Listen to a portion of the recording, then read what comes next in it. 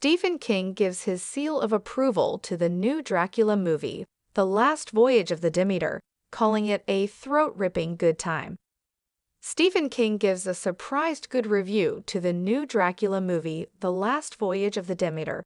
Film history has offered up numerous takes on Bram Stoker's immortal creation Dracula, ranging from the iconic original Universal monster movie starring Bela Lugosi to this year's darkly comedic Renfield, starring Nicolas Cage as Stoker's bloodsucker.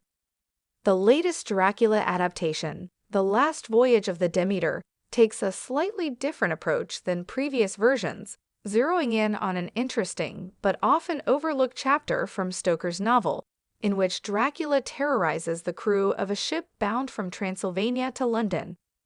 Ahead of The Last Voyage of the Demeter release date, horror master King took to social media to give the latest Dracula film his endorsement, praising the movie and comparing it favorably to some iconic Dracula movies of the past. Posting on Twitter, King admitted to being skeptical of Demeter, but assured the film is a throat-ripping good time, adding, "It reminded me of the best of the Hammer movies from the 60s and 70s.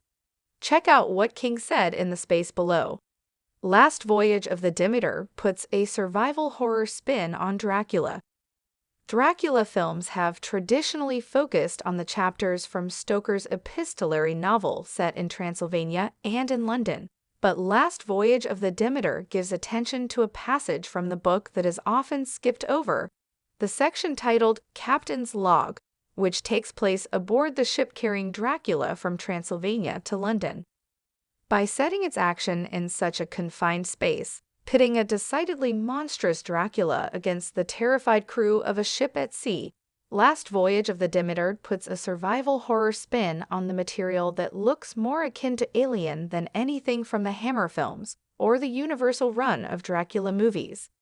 It's yet to be seen whether the wedding of survival horror tropes with Dracula results in a successful movie, but King for his part seems impressed by what The Last Voyage of the Demeter has to offer. King, of course, is well-versed in the ways of the vampire, thanks to works of his own like Salem's Lot and The Night Flyer, so his opinion carries some weight.